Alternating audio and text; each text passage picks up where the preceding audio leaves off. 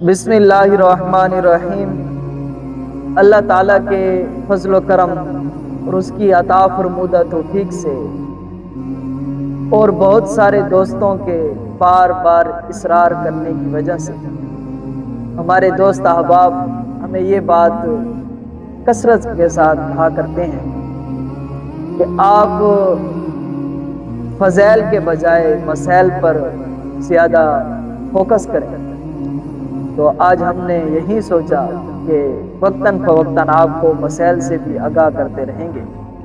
تو آج انشاءاللہ تبارک و تعالی وضو کے فرائض، وضو کے شرائط اور وضو کے فوائد آپ کو بیان کریں۔ تو جی محترم، وضو کے 4 فرائض ہیں۔ ان میں سے پہلا فرض جو ہے، آپ نے پورے چہرے کا دھونا ہے۔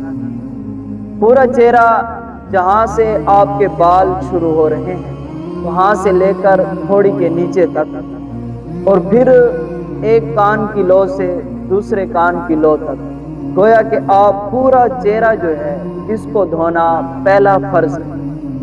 اور دوسرا فرض قرآن مجید فرقان حمید کی روشنی میں اور فقہ کی روشنی میں، دوسرا فرض آپ نے دونوں ہاتھ کونیوں سمیت دھونے یہاں تک، اور پھر تیسرا فرض آپ نے سر کا مسح کرنا ہے۔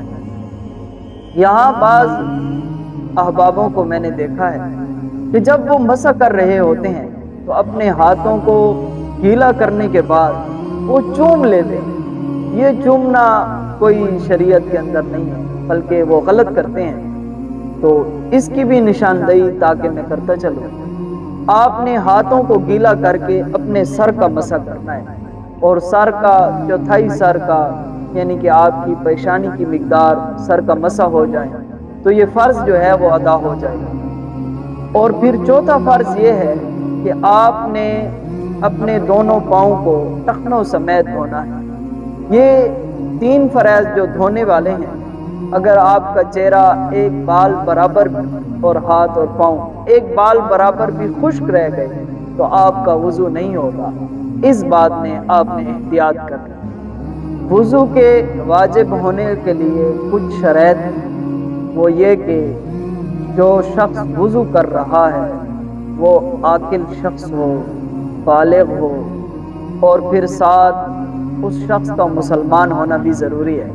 مسلمان ہوگا تو تب ہی وہ وضو کرے گا، اور اس کے بعد وہ پانی پر قادر بھی ہو۔ اس کا مطلب یہ ہے کہ اگر وہ شخص بیمار ہے اور اسے کہا بھی گیا ہے کہ آپ پانی استعمال نہ کریں تو شریعت اس کو اجازت دیتی ہے کہ آپ پانی کے بجائے آپ تیمم کریں، اور ساتھ یہ بھی کہ اس کو حدث بھی پایا کرے، یعنی کہ اس کو پہلے وضو نہ ہو تب وضو کرنا جو ہے وہ بہتر ہے۔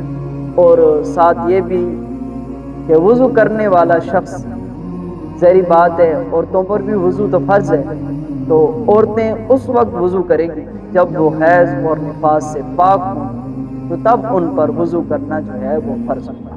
سبب وضو یہ ہے کہ آپ کے لیے ایسے عملے مباح حلال ہو جائیں جو وضو کے بغیر آپ کے لیے حلال نہیں ہے۔ جس طرح نماز ادا کرنا، نماز کے لیے شرط ہے کہ پہلے آپ کو وضو ہو، تو جب آپ وضو کر لیں گے تو آپ کی نماز جو ہے وہ صحیح ہو جائے گی۔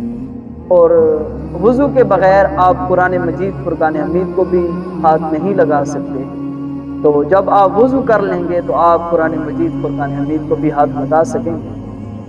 اور ساتھ طواف کرنا، وضو کے بغیر آپ طواف نہیں کر سکتے، جب آپ وضو کر لیں گے تو آپ طواف بھی کر سکتے ہیں۔ اس طرح بہت سارے اعمال ایسے ہیں جب آپ وضو کر لیں گے تو وہ آپ ان کو ادا کر سکتے ہیں۔ یہ اس کا دنیاوی حکم تھا، اور پھر اس کا اخروی حکم یہ ہے کہ آپ کو کل قیامت کے دن وضو کرنے کا اجر و ثواب بھی عطا فرمایا جائے گا۔